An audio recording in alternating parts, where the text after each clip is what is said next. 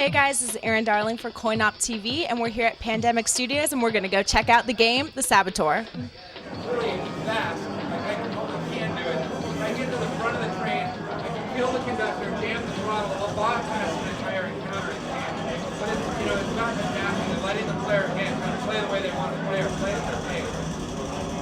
Hey guys, I'm standing here with Tom French. He's the lead designer on the game, the Saboteur. Can you tell us a little bit about the main character and what his deal is and what his background is? So Sean, for us, he's the action hero that we all want to be in our hearts. Like if I could be cool action hero, which I'm not, Sean is the guy I'd want to be. And so what we did is we looked at a lot of cinematic influence, mainly a lot of Indiana Jones. Die Hard was another big reference for John McClane's a great hero, and that classically cool kind of Steve McQueen.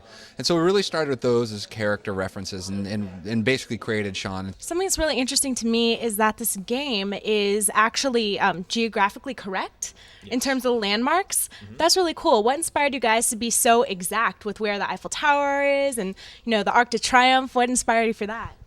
Well, the one thing we wanted to do was we wanted to stay true to the city. France had never been done and focused on in a game before, so we wanted to keep its true form.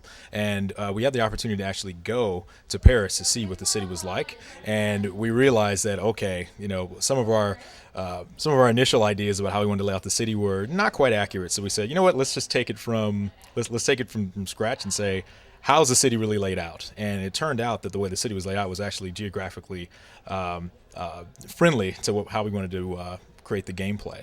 So we decided to use the landmarks not only just to have them, but we wanted to make sure that they were a part of gameplay. And also it tells you in the world where you are.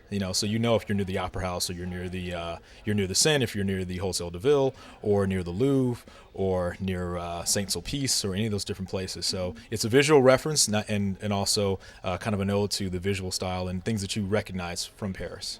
Also, I noticed in this game there's kind of a community aspect where when you do things and you rebel, people kind of get behind your actions and you kind of inspire the local people in the community. Can you tell us a little bit about how that works in the game? Yeah, so it's tied to what we call the will to fight of the game. And the will to fight comes from this idea of we were going to build Paris, and Paris is this beautiful, vibrant city, and we wanted that fantasy in that because that's the fantasy we all see in our heads when we think about Paris.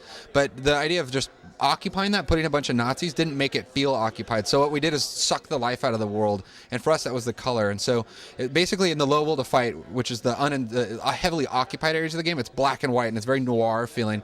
But when you do these big missions in the game, color literally bleeds back out into the world and inspires that pocket. You're not liberating the world because it's still occupied France. The Nazis are still in control. But what you do is you inspire the people. So when you get out in the streets and you have a fist fight, the people will cheer you on in the color areas. Or if you start a gunfight, resistance will start showing up and actually pulling out the guns themselves and literally fighting alongside of you. Or when the alarms hit to a certain point, the resistance have bunkered down at these spots that we call fight back zones, and you pull the Nazis up there, and then the resistance will help pounce on top of the Nazis and literally push back the threat.